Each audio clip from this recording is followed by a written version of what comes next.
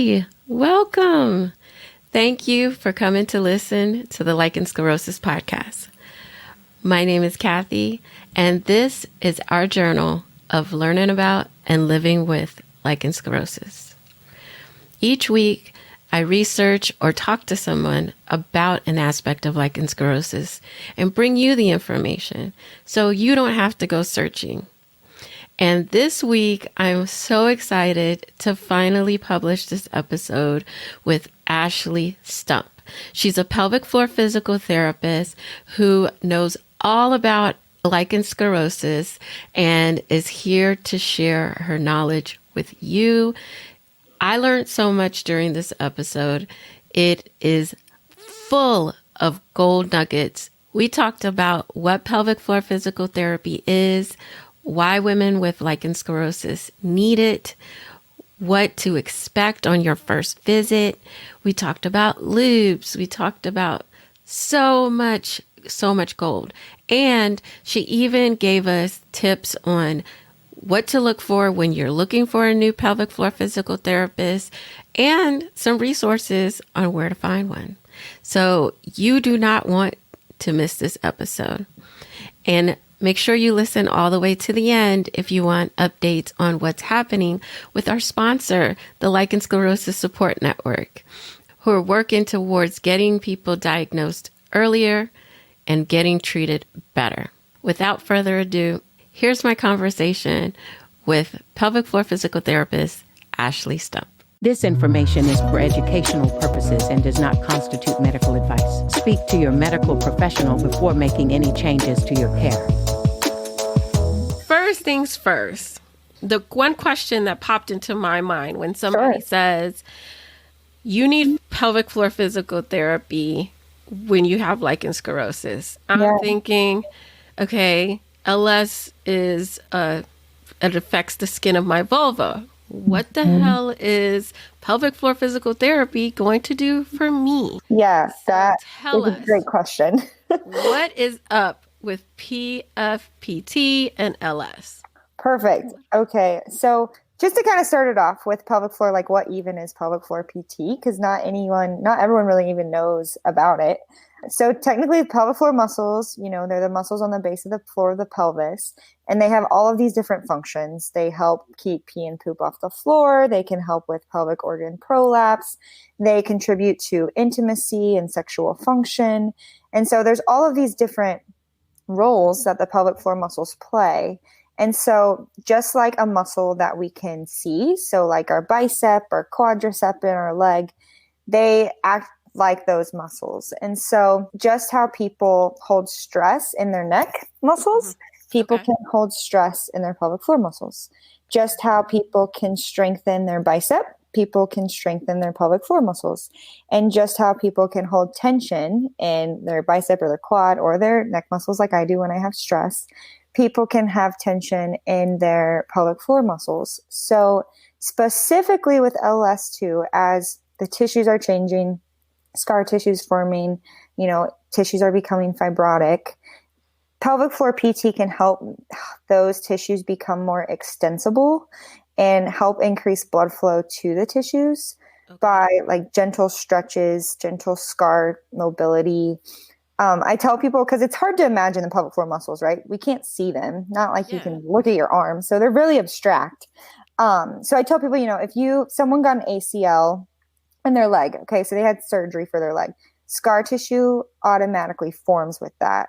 And so if I was treating, a PT treating an ACL surgery, they would have a scar, and I would work on the scar to help decrease the scar tissue that's forming and to help the scar become more mobile. And so that's going to affect the muscles around it. If the scar tissue is really stiff, that's going to restrict the muscles by that scar and basically help restrict their function in a sense and decrease their function. So with LS, pelvic floor PT can help gently, work on the tissues, work on the muscles there that might have tension to then prevent people from having pain with intimacy or functional penetrative activities, whatever that looks like for them, and to ultimately help, increase blood flow and extensibility to it. That makes way more sense. Cool. That was a lot. I can get that. I get that now, especially the part about the scar tissue, because I know from a previous conversation that I've had with Dr. Jill Kraft, and if you haven't heard that episode, definitely go back. It is a must listen if you have LS. I learned that a lot of the reason that we have pain with sex is because there is scar tissue forming at the base of the vagina. Yeah. And then when you are having intercourse, penetrative intercourse, you are tearing that. Right. And then if you're not using your medication properly, it's just refusing and scarring all over again, and you're just repeating this process. And the more you repeat it, the thicker the skin, that scar tissue becomes, until the point where you can't even tear it anymore, and now you just can't have sex. Right. So. Yeah, and it's that cycle of, kind of the pain cycle with that too, of if you're creating quote unquote trauma to the tissues with re-tearing the scar tissue, muscles, the body doesn't like pain. So muscles, whenever someone has pain, muscles naturally want to protect and they want to guard. And so they tense up, trying to protect the body from, what is coming at the muscles, the stimulus that the muscles interpreting as danger. And so pelvic floor PT kind of works on those muscles and helping them to adapt to non-threatening situations or non-threatening stimuli that's coming at the muscles in order to then decrease that pain cycle from happening.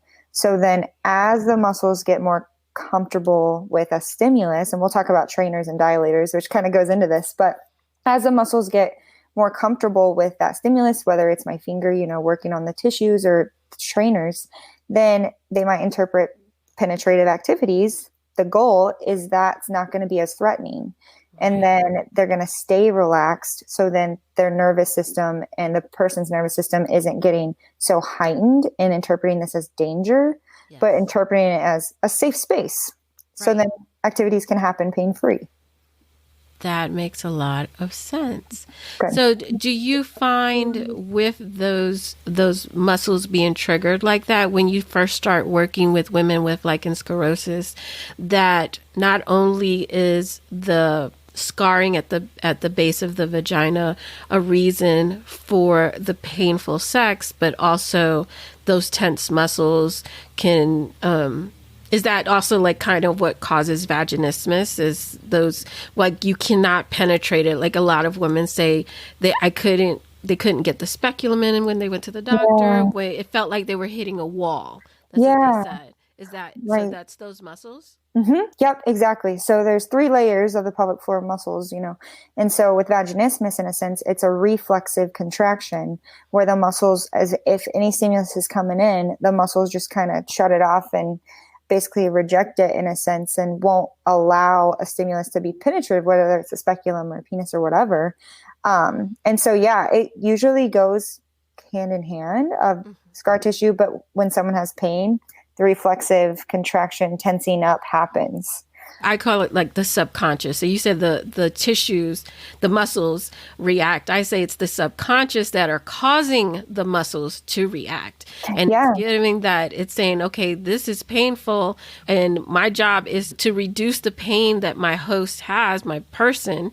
And so if I associate sex with pain, then I'm going to do whatever I have to do to not have sex. And that is, we're going to close those muscles up and there's not going to be any sex, which means there's not going to be any pain. Yes, exactly. And the body holds emotions in the muscles. The body holds trauma in the muscles or in the body, so that mind-body connection, even though pelvic floor PT is treating muscles, I incorporate nervous system training, the mind-muscle connection, mind-body connection, so important, especially for intimacy and, those activities, whatever it looks like. When do you think is the right time for a woman with LS specifically to start pelvic floor physical therapy? Yeah, that's a great question.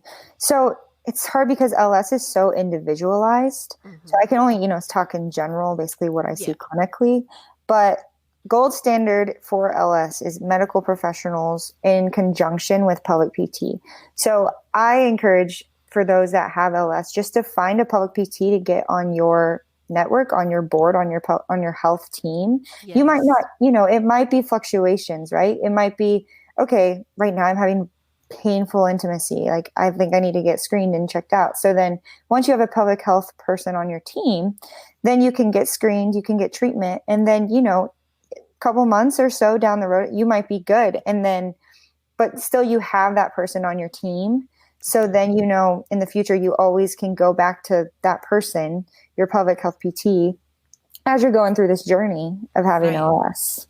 Yes, I call it a journey as well, and I'm always preaching that it takes a team. Yeah, it's not just one. It's not just your LS doctor who's helping you. You need, you need to see a therapist, a counselor. You need a pelvic floor physical therapist. You need, you need all of these people working together to get you healthy again. Totally, So I love that. I like to also say, find someone that you vibe with. Like, it's so important that you find a pelvic health PT. I mean, any doctor, honestly, on your health team. But since I'm talking about pelvic health PT, finding someone that you vibe with. And if you don't, let's say you talk to them on the phone, call them, get to know them, or your first appointment, if you don't feel comfortable, you have the total right to just keep searching, because that's going to ultimately help your health journey.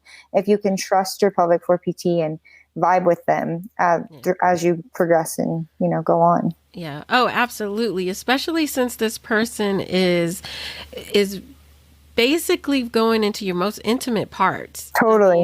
I mean, there's not a lot of people that you're not sleeping with that see your vulva, right? Or that touch your vulva or stick their fingers inside of you. So you absolutely have to have a trust and be able to have this connection with this person, that you feel confident in what they're doing, that they're looking out for your best interest, that you feel confident in their education. So are there some questions that we should be asking when we're looking for a pelvic floor physical therapist? That's a good question. So I would ask them their experience, if they know what lichen sclerosus is, if they have experience treating it. I would ask for them to maybe talk through what it might look like for their initial evaluation, just to get a heads up of if the person, if there's a chance for an intravaginal assessment, if the PT likes to do that on their first time, or have them talk through what that would look like from that pelvic health PT's perspective of what that might look like. I find that that's really helpful. And no matter whoever calls me, I tell them, this is what you could expect on your first time. And if you're not comfortable, we don't have to do that, but there's a chance that could be a possibility in the future for an intravaginal assessment or an external assessment. Yeah. So I would encourage them to ask those questions for sure. So let's go through, what is your typical first time evaluation with a woman with lichen sclerosus? Walk us through what that would be with you, because I know, like you said, there's everybody's different, but totally, everyone's so individualized. But kind of in general, I always tell patients, today is going to be a lot of talking. I'm going to figure out your whole health journey. The floor is yours. So tell us to me from the very beginning of your journey, what does it look like for you? What are your symptoms right now? What are you feeling? So at the beginning, we do a ton of talking. I ask a lot of questions. And then from there, I also say I like to look at the body from head to toe. So I say I might watch you walk, just because musculoskeletally, things can affect the pelvis, even though lichen sclerosus mainly affects, vulva and everything. I still look at the body from head to toe too, just to find some muscle imbalances that could contribute to certain symptoms. And then sometimes I take flexibility, strength of legs. And then I always say, based on your comfort level, there is a chance for an intravaginal assessment this session. And then I explain that. Just for everyone that's listening, with me, it's finger and lubricant. There's no speculum, there's no stirrups, nothing like that. And it's a way for me to assess directly the pelvic floor muscles. And so based on the person's presentation, if they're just comfortable with me externally looking, or maybe palpating and feeling the vulva externally for fibrotic tissue, scar tissue, totally okay. That's definitely okay. I can also still get a lot of information if they're not comfortable with that. Even if it's just observing the tissue, externally, coaching them through a Kegel, coaching them through lengthening, which would be like if you're going to pass a bowel movement, you lengthen those muscles. Oh. That gives me an idea of kind of what the muscles presentation is and what, the coordination is like. If someone has a lot of tension, they may not be able to lengthen those muscles as optimally as we want because the muscles are just in a shortened, tense position. Right. In other words. And then for the intravaginal part, finger and lubricant. And then it's a way for me starting superficial, rest at the opening, and then assessing right and left the pelvic floor muscles. And I tell them it's open communication. If it's painful, I'll always let you know before I go deeper. And then if you want me out of your vagina, like open communication between patient and that would be basically kind of a rough draft generally of an initial evaluation. Do you ever ask, like, have they had any sexual trauma? Oh, for sure. Yeah. So before that, there's screening questions of any trauma or injuries to the pelvis that I don't know about, any history of sexual abuse, sexual trauma, any history of STDs or STIs. And then I always offer a chaperone in the room too to sit if they would be more comfortable if someone else was also in the room during the assessment. Okay. Mm-hmm. Do you play any kind of music or anything like that? Oh man, girl, that is my goal. So I have been working really hard on my treatment room. I have dim lighting now. I have really encouraging stuff on the walls. I have been just revamping it.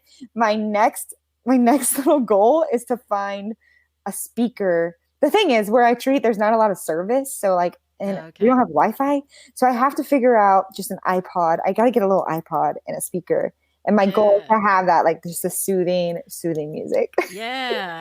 Yes. I would see how that would kind of help to calm the body. Totally. And get in a good mood.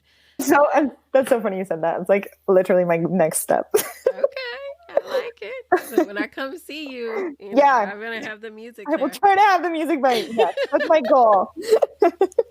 Awesome. Does pelvic floor physical therapy help with any clitoral adhesions, clitoral fusing? Because I know we talked about, fusing and scarring at the base of the vagina, but what about the clitoris? Yeah. So it does. And it's very similar to, if scarring was at the base or of the opening, the perineal body. Gentle scar tissue release, gentle, basically, how do I say it? Soft tissue massage in a sense to try and decrease that fibrotic tissue and basically to the degree of that. So it's very gentle, but it can help. Those tissues are very similar to the tissues, at the base. They're a little more sensitive, obviously, but can help with those symptoms as well. Can you tell us a story of somebody that you've been able to help and where they started and where they ended? Yeah. So I have multiple patients that have pain, pain with intimacy. Mm-hmm. And so let me just think of a specific case. So, first initial evaluation, unable to have intimacy. So functional penetrative activities, intercourse, with this specific patient, penis into vagina. And so unable to, and then nervous system really heightened. So very fearful. And then that plays a role on self-esteem and how she views herself and, negative self-talk. And so then it was affecting her relationship. And so the first evaluation was a lot of just education about, the nervous system in itself and how the nervous system also plays a role with everything and muscles and all of that. And so we started very, very gentle on perineal body, stretching it a little bit. And then we moved that. So then I was able to insert with my finger and lubricant and assess all the muscles. And they were sensitive to her. Some were painful. And when I was evaluating, definitely tension was there. I like to describe it to patients as a muscle that doesn't give. So if you would push on a relaxed muscle, the skin under it would give in a sense, but a really tense muscle, it's like a knot. It's hard. Like when you hold it and it's just hard. Yeah, totally. Yep. So some of her pelvic floor muscles were like that. And then whenever I feel that, I like to tell them, like, I never want them to be in more than like a 3 out of 10 pain when I'm assessing them. I don't want them to be white knuckled, feeling like they got to push through it. Right. So it's really gentle massage. And then with my finger, you're kind of just going along the fibers of the muscle. And then I can physically feel the decrease in the tension, which usually correlates to them having less sensitivity of that muscle than when we started. Okay. So it was quite a few sessions of my finger working on those muscles. And then we got to a point to where after my finger was pretty benign and non-threatening to her, we were progressing that to vaginal trainers or dilators. And so I asked her, what is functional for you? Like with these dilators, what's functional? What's the size that we need to get to be functional for you? So we progressed through that. And this whole time, we're working on mind-body connection. I always say we strengthen the wrinkles in the brain to have her like attuned to what I'm doing, because that's helping strengthen the wrinkles, so the brain that corresponds to the pelvic floor muscles. Yes, in a sense, to get that connection stronger. And so we went through the vaginal trainers, and then I met with her and her husband pretty early on to just kind of talk and have him be on the health team with me, because he's just a part of it, if not more than me. Absolutely. Yeah. So I met with both of them at the beginning, which was very beneficial. I feel like for them and for them and him to feel like he's a part of it. And his goals matter to me too, And so, so we went through the trainers, and then there's something called Sensate Focus, which is like a graded introduction, I guess, to more functional penetrative activities. Okay. So it's graded, and it's a way that is non-threatening. It should be like a no pressure, no goal of climax, no goal of orgasm or anything like that. They were working through that together as I was treating her.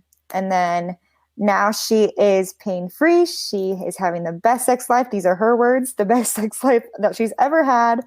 I love that. I love that very much. Yeah. One of the members in my group, she just went through a 4-month journey with dilators. She hadn't had sex in a year and a half because it was so painful. Yeah. And she followed a pelvic floor physical therapist protocol. Is a book called Sex Without Pain by pelvic floor Dr. Heather Jeffcoat.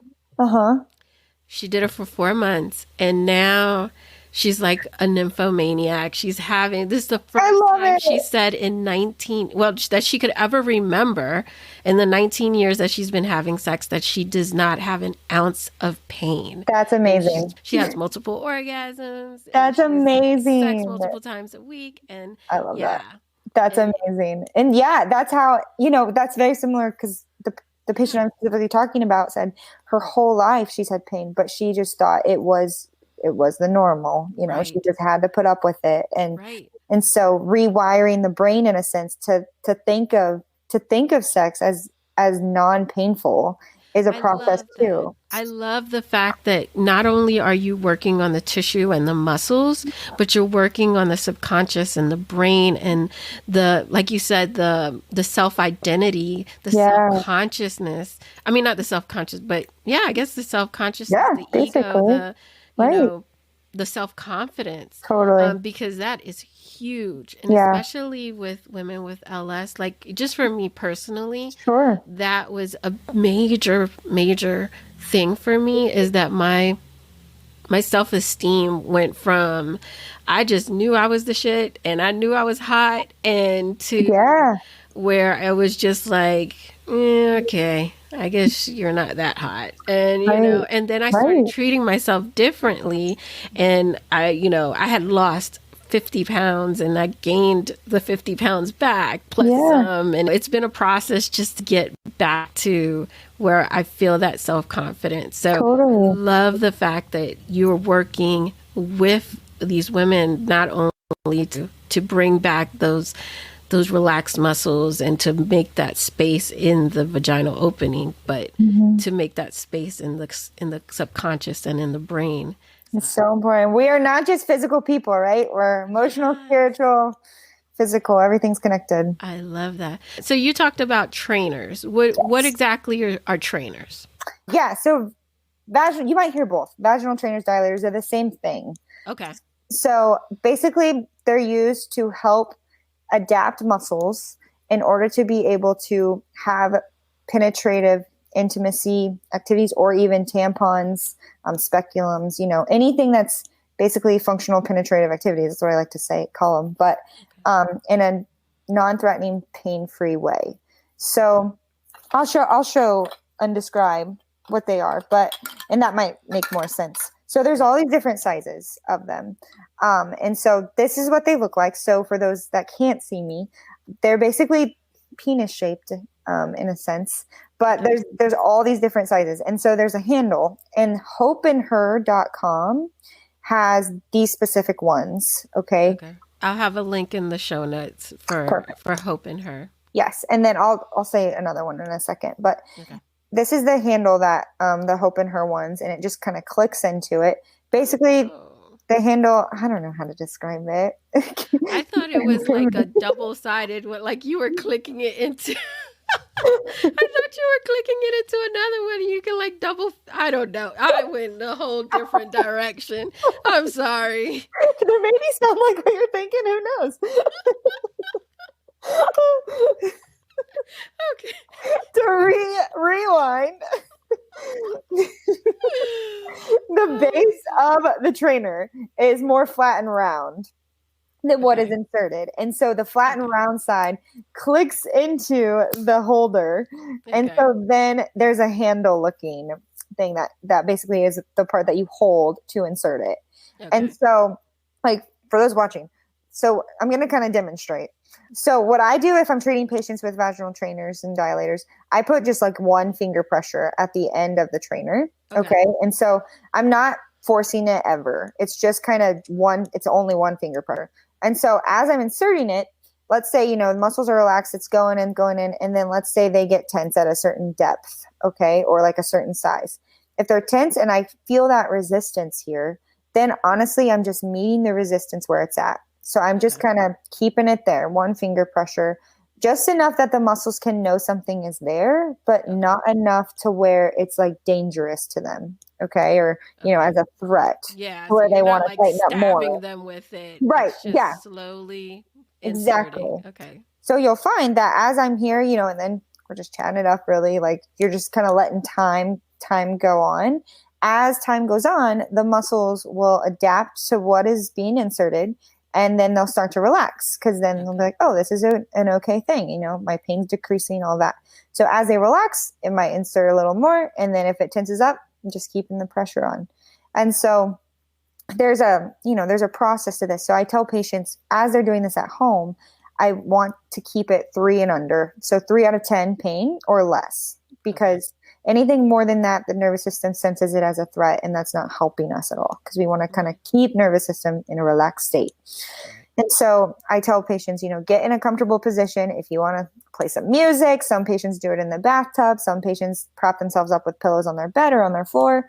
Make it an experience that is relaxing in a sense. Yeah. And so I have them never go through more than 3 in one session.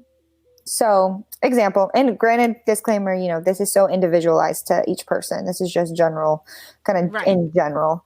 If it like goes in, glides in, no tension, nothing like that, then they have the green light. Okay, let's go to the next size. And so then they'll do the next size, but never more than 3. And I never do more than 3 in one session either. Like even if a patient has like the 3 sizes I think we're on and that we've been progressing to, if one session, all of them are like pain-free, all good, they glow, like minimal resistance, I don't just keep going. 3 is the limit. I have also patients use these before intimacy to just help the muscles kind of get adapted and used to the stimulus in a non-threatening way before moving to intimacy. And that seems to help them well as they're progressing through this journey of having pain-free. Okay. In the course, and so they get bigger. What's the biggest? Maybe that's not an appropriate question. I'm like purposely not showing you the biggest one in case people are watching. Yeah. Okay. Yeah. Don't do that. Don't do that. Fighting. Like, oh my gosh. You're good. Okay. So this was the Hope and Her ones that I just showed.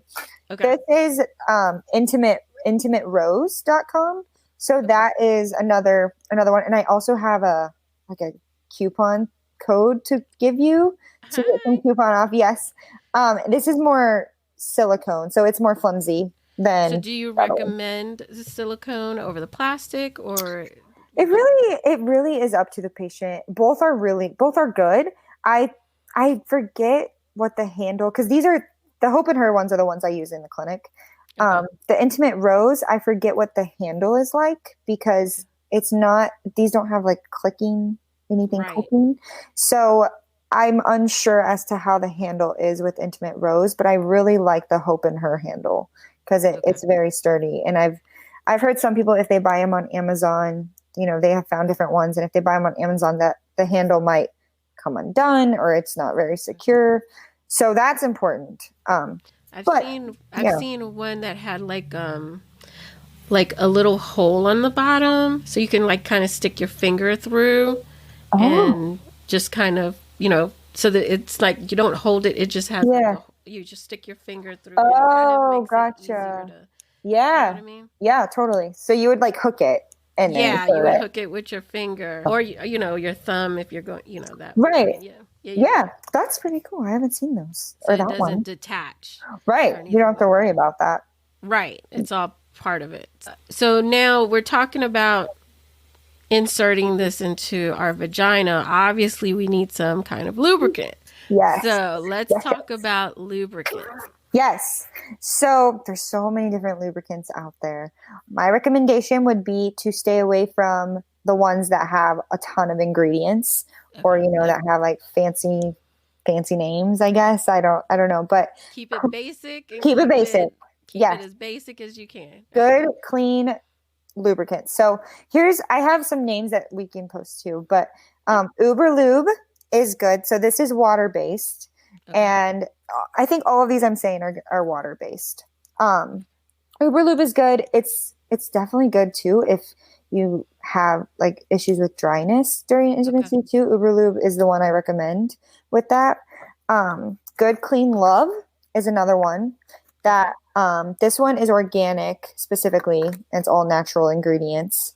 And then Desert Harvest, I think it's just desertharvest.com, but they have lubricants with lidocaine specifically in it. Oh. So that can help with pain. And I have had patients like Desert Harvest a lot for that. And then what I treat in the clinic with, it's called Slippery Stuff. And so I've heard of that one. Yeah, that's the one that I use. And then these are just samples that I have. Oh, and just a disclaimer with these. I know that, topical medications or anything like that for the vulva area, don't put the medication on and then do the lubricant in trainers in a sense, because just the mixture of the lubricant and the medication that could possibly, take the medication off or something like that. So that's just like a tidbit. Information with so how long should we wait? Like, let's say, so do you just like, is there like a certain amount of time we should wait, or should we just not do it that day?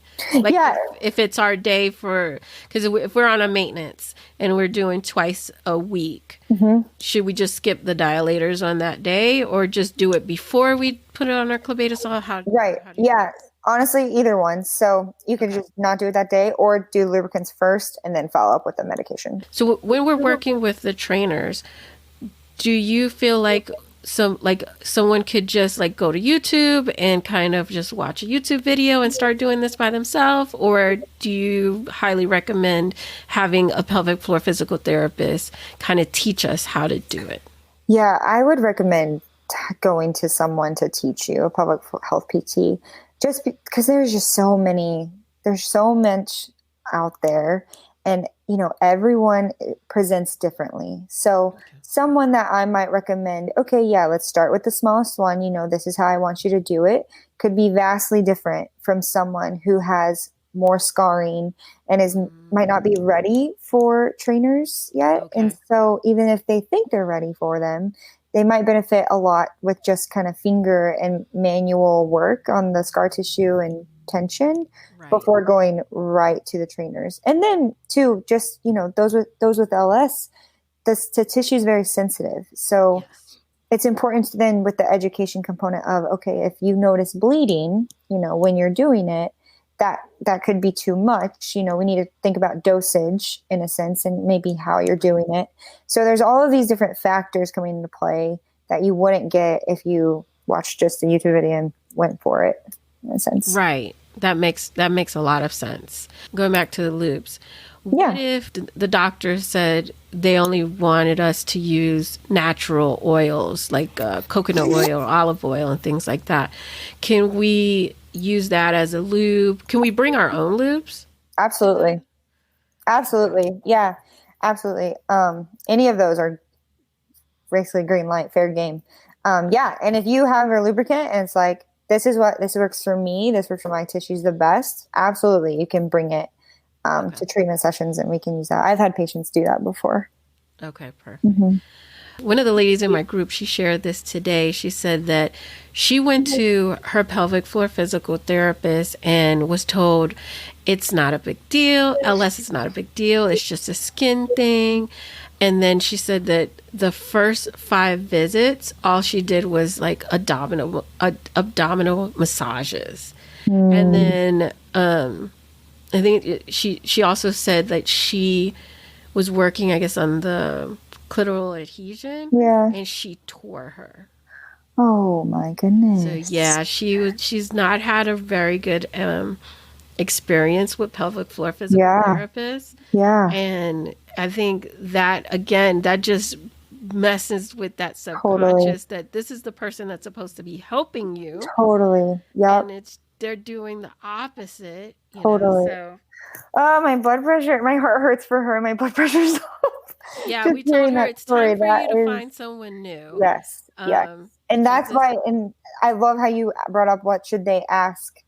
I mean, what should they ask? I highly recommend calling if you find, and I can give you some resources to find a pelvic health PT wherever you are. That would be amazing. But that would be amazing. Is there like a certain website or anything? Yeah, there's a couple. Pelvicguru.com is one. Pelvicrehab.com is another. And then International Pain Society, I think, has some. But the first 2 for sure. Okay, perfect. We'll have those in the show notes as well. And so we can just call around and just ask the different questions and see what their process is.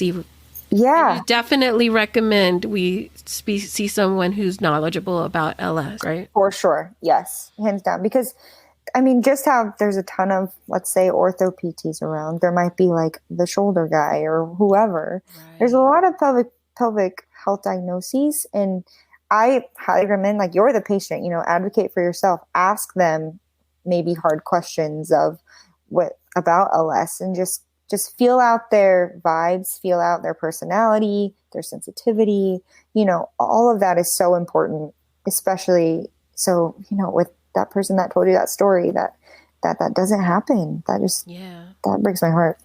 Yeah. It's unfortunate that there's, people who, in all professions, not just pelvic floor physical therapy, but in all professions that should not be there. Totally.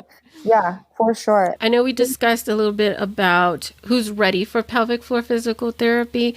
Yeah. I know you created a kind of quiz or screening for us. Yes. Tell us a little bit about that. Yeah. So basically it's just going to ask you questions, basically about your symptoms, and it'll say yes, no. And, if you say yes on so many, then yes, you should probably see. However, I just feel like it's important to just have a pelvic health PT person on your team, even if maybe you don't need them right now. Start looking, at least finding someone that you feel like you vibe well with, because it's a journey, like what you said, and there's such a spectrum. And so that can just be comforting in itself to know that you have someone on that side of your team. So some specific questions, we talked about them today a little bit, but if you have pain with intimacy, that's common, but it's not normal. Right. So that, like, you don't have to just suck it up and, kind of push through that. There's hope for it. If your urine stream has changed, so I haven't written the right one for yet. If your urine stream has changed since having LS, so that can mean If it's dribbling now more than usual, or if it's deviating to one side, that can be some indicators there. Post-void dribble, which is what we say, but it's like if you empty your bladder and then you stand up and more comes out, or you feel like, you're washing your hands and you got to go again and more comes out, we call that post-void dribble. Or if just in general, any change in bowel or bladder functions, all of those things, pelvic floor muscles in that area are involved in. So those are a few. That's so interesting. You can find that quiz at lssupport.net/PFPT.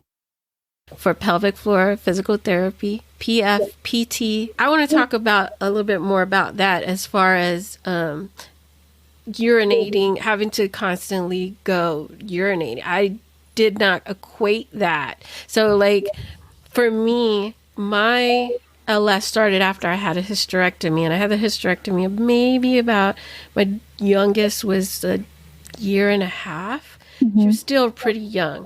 But I've definitely noticed that I have to go to the bathroom a lot.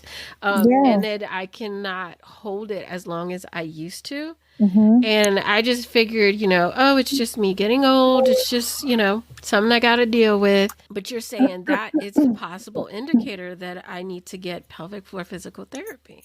Yeah, right. So that can be an indicator of the function, at least of your pelvic floor muscles, whether if it's a strength issue, which is an underactive issue of the muscles, or it can even be an overactive issue if your muscles are, being shortened or tense a little bit. That can still contribute to that.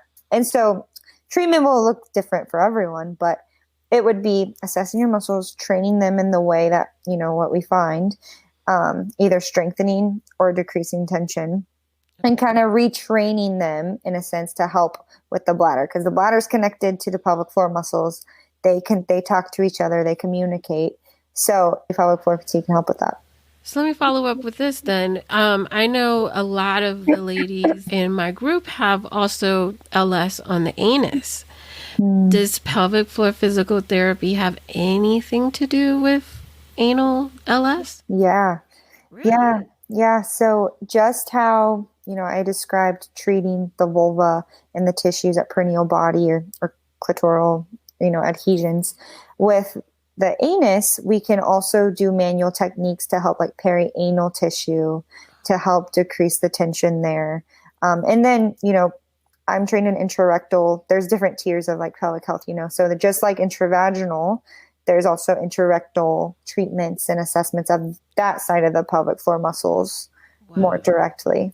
Yeah. Wow. So even if you have LS just on your anus, you should still get pelvic floor physical therapy, or at least, have one on your team so they can assess when it's their turn to step in and help you in that part of your journey. Right. That's amazing. Yeah. Yeah. Awesome. And so just how it can affect urinary can affect bowel movement too. And that just made me think of something as far as, what you said with calling around and asking questions. With pelvic health PT, there's different courses. So, I would ask at least like what their experience is with courses, what kind of level they're at, if they're just intravaginally trained, or maybe they haven't even taken that course yet, or, intrarectally trained. There's all these different trainings. Just how there's trainings, continuing education for anything. But that could be something good to ask. So we're looking that they have intravaginal training and interrectal training. Yep. Perfect. So now with COVID, we are all kind of stuck at home. Some pelvic floor physical therapists are not seeing people in person. What's the whole telehealth situation like? Yeah. So we're doing telehealth. I'm seeing people in person and telehealth right now. But basically telehealth, it's kind of just like this. Like I'm seeing you, we're talking through a screen. It's kind of like FaceTime. And I can do telehealth for anyone that's in Pennsylvania. So I believe, for PTs that are doing telehealth, it's usually they can do it within their state. So I can talk to anyone that's in Pennsylvania, even if we talk about screening, kind of just their symptoms and going from there. But yeah, that's basically what it is. It's like FaceTime in a sense. So if you're not allowed to go in person, then really all you can do though at that time is kind of the screening and Right. kind of talking about where you want to go with where you're trying to get on your journey. Do Totally. you do any kind of work with them as far as like the mental, because we were talking about the mental side of the physical therapy. Do you work with them even with that? We can talk through like all of that education about the nervous system, mind body connection, all of that. And too, I can help them find a pelvic health PT that might be closer to them in Pennsylvania. And I can look through my own resources too and help them, be on their team to help them find someone that they might be able to go to in person. That's good. That's closer to them if it's hours away. Yeah, that's great. So let's talk a little bit about pregnancy and LS and pelvic floor physical therapy. While a woman is pregnant, do you recommend still going through pelvic floor physical therapy, or is that something that they should wait till after the birth? Yeah, that's a good question. So I still recommend it. We can do, it depends, obviously it depends per pregnancy, but with the doctor's consent and recommendation, there can still be perineal body stretching, which can also help with delivery of the baby. Right. So even if someone has past pregnancies and deliveries and they have torn or had a episiotomy, scar tissue then forms. And then if they have, LS2, scar tissue upon scar tissue in a sense. And so with pelvic floor PT, still if they're pregnant and the doctor clears it, we can gently stretch in that perineal body from the scar tissue, and also to help make that tissue more extensible for delivery or anything like that. And as they're pregnant too, depending, what their symptoms are and what their pain's like and all of that stuff, we can do some intravaginal treatments too, if it's cleared by the doctor. By the doctor, right? Mm-hmm. Okay. Do you recommend dilators while they're pregnant too, or it's just basically just kind of massages? That would probably depend, but I would lean more towards just massage. Mm-hmm. And it depends their intimacy level at the time with their partner. Mm-hmm. But that's usually a case by case basis. Yeah, that's a good question. Perfect. Ashley, this has been amazing. Yes. Oh my God, I've learned so freaking much. Yay. I appreciate you spending the time and talking to us and educating us, because I did not know. I did not know even half of this stuff. Yes, you're so welcome. I loved it. Thank you. And we will definitely have to have you back so we can go more in depth on some of these specific issues, because this is just an overall of pelvic floor physical therapy. And I would love to just dive deeper into all the different aspects. So sounds good. Yay. All right. Thank you. You're welcome. Did I not tell you that was going to be an amazing conversation? I hope you have so many notes. If not, please go check out the website show notes, because we got it all written out for you, baby. No worries. I want to hear from you. What did you learn? What questions do you still have? Because I want to get her back on here, answer your questions, and get you even more information. She is an amazing pelvic floor physical therapist. She was one of the keynote speakers at Lichen Sclerosis Support Network's first Holistic Healing Summit, and one of the most popular presenters. And I hope you enjoyed her just as much. So just to give you a little bit of update on what's going on with the Lichen Sclerosis Support Network, we have our board, we have our mission, our vision, and we have our 2 cornerstone programs, the Check Your Vulva program and the Provider Education program.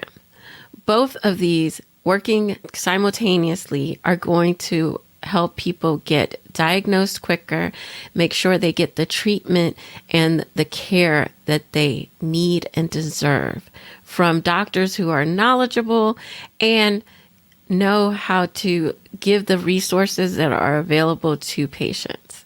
If you can, support Lichen Sclerosis Support Network. Their links will be in the show notes, and spread the word, because without people knowing about them, they won't be able to complete their mission. Next week, we're going to have another doctor come and talk to us, but this time we're talking about all things grooming, from bathing, using the restroom, to a question I get oh so much: how can I remove the hair down there? We're going to be answering all of those questions and more next week. Make sure you've subscribed on your podcast app, and I will see you next week. Bye.